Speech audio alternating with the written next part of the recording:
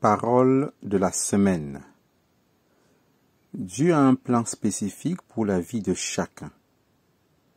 Zach Pounen, 01-06-2025. Le plus grand honneur et privilège de l'homme est de faire la volonté de Dieu.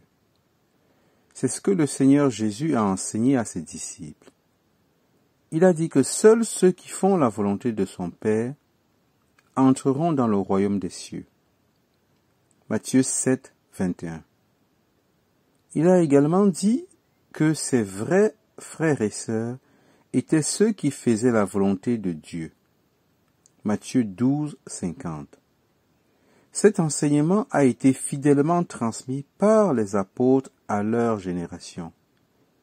Pierre a déclaré que Dieu libère les hommes du péché afin qu'ils puissent faire sa volonté. 1 Pierre 4, versets 1 et 2. Paul a affirmé que les croyants sont créés de nouveau en Christ, Jésus, afin qu'ils puissent marcher sur le chemin que Dieu a déjà tracé pour eux. Il a donc exhorté les chrétiens d'Éphèse à ne pas être insensés, mais à comprendre quelle était la volonté du Seigneur pour chacun d'eux. Éphésiens 2:10 et 5:17. Il a prié pour les chrétiens de Colosse afin qu'ils soient remplis de la connaissance de la volonté de Dieu. Il leur a dit que son collaborateur Épaphras priait aussi pour eux afin qu'ils accomplissent toute la volonté de Dieu. Colossiens 1:9 et 4:12. L'apôtre Jean a enseigné que seuls ceux qui font la volonté de Dieu demeurent éternellement. 1 Jean 2:17. Acte 13:22 semble indiquer que David a été appelé un homme selon le cœur de Dieu parce qu'il désirait faire uniquement la volonté de Dieu. David lui-même nous dit d'ailleurs qu'il prenait plaisir à faire la volonté de Dieu. Psaume 40, 8. David n'était pas un homme parfait. Il a commis de nombreux péchés, certains très graves, pour lesquels Dieu a dû le punir sévèrement. Pourtant Dieu lui a pardonné et a trouvé du plaisir en lui, parce qu'au fond, David voulait accomplir toute la volonté de Dieu. Cela nous encourage à croire qu'en dépit de toutes nos imperfections, nous aussi pouvons être des hommes et des femmes selon le cœur de Dieu, à condition que notre cœur soit résolu à faire sa volonté. Le Nouveau Testament exhorte les croyants à marcher comme Jésus a marché, en suivant son exemple. Le principe directeur de toute la vie et du ministère de Jésus était de faire la volonté de son Père. Il ne faisait rien avant que son Père lui ordonne. Et lorsqu'il agissait, ni les menaces de ses ennemis, ni les supplications de ses amis ne pouvaient l'empêcher de faire ce que son Père exigeait de lui. Sa nourriture quotidienne était d'accomplir la volonté de son Père. Jean 4, 34. Comme les hommes ont faim de nourriture pour nourrir leur corps, il avait faim de faire la volonté de celui qui l'avait envoyé. Chaque croyant devrait avoir une faim semblable d'accomplir toute la volonté de Dieu. Il est si facile de prier que ta volonté soit faite sur la terre comme au ciel, puis de faire simplement ce qui nous plaît, sans chercher la direction de Dieu dans notre vie quotidienne.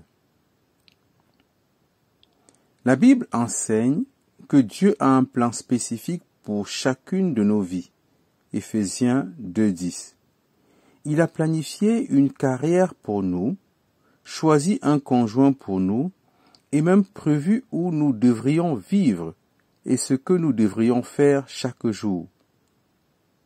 Dans chaque cas, son choix doit être le meilleur, car il nous connaît si bien et il prend chaque facteur en considération. Il est donc plus sage de chercher sa volonté en toutes choses, qu'il s'agisse de questions majeures ou mineures.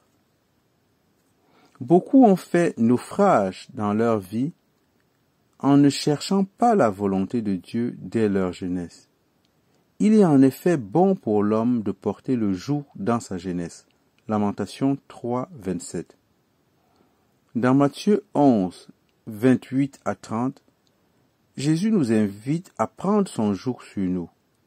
Que signifie porter le joug? Les bœufs utilisés pour labourer les champs sont maintenus ensemble par un joug sur leur cou.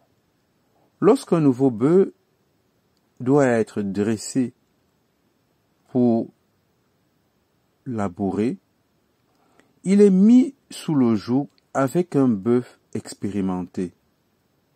Le nouveau est ainsi contraint de marcher dans la même direction et à la même vitesse que l'ancien. Voilà ce que signifie prendre le joug de Jésus sur nous.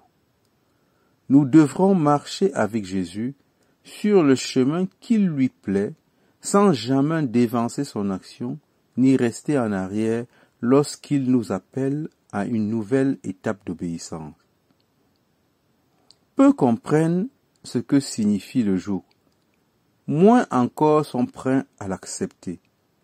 Le bœuf est forcé par son maître à prendre le joug sur son cou. Mais Jésus nous invite. Il n'y a aucune contrainte ici. Comme nous sommes insensés de rejeter cette invitation, nous préférons porter le lourd joug de notre propre volonté avec ses frustrations, ses défaites et ses regrets, plutôt que le joug léger de Jésus qui apporte la vraie liberté et un profond repos. Il est écrit à propos d'Enoch qu'il marcha avec Dieu. Genèse 5, 22. C'est-à-dire qu'il n'a ni devancé ni retardé, mais qu'il a suivi comme sous un joug le chemin que Dieu avait tracé. Pendant 300 ans. En conséquence, Dieu a témoigné qu'il était satisfait de la vie d'Enoch. Hébreux 11, 5. C'est la seule manière de plaire à Dieu, en vivant et en avançant sous son joug, dans sa volonté parfaite. Ce n'est qu'ainsi que nous pourrons nous tenir devant lui sans regret lorsqu'il reviendra. Il est possible pour un croyant de manquer la volonté parfaite de Dieu pour sa vie. Saül a été choisi par Dieu pour être roi d'Israël. Mais finalement, à cause de son impatience et de sa désobéissance, Dieu a dû le rejeter. Certes, il est resté sur le trône quelques années de plus, mais en réalité, il avait manqué la volonté de Dieu pour sa vie. Salomon est un autre exemple. Il a plu à Dieu dans les premières années de sa vie, mais s'est éloigné par la suite en épousant des femmes païennes. 2 fois dans le Nouveau Testament, nous sommes exhortés à prendre garde à l'exemple des Israélites qui périrent dans le désert. La volonté parfaite de Dieu pour eux était qu'ils entrent en Canaan, mais tous sauf 2 ont manqué le meilleur de Dieu à cause de l'incrédulité et de la désobéissance.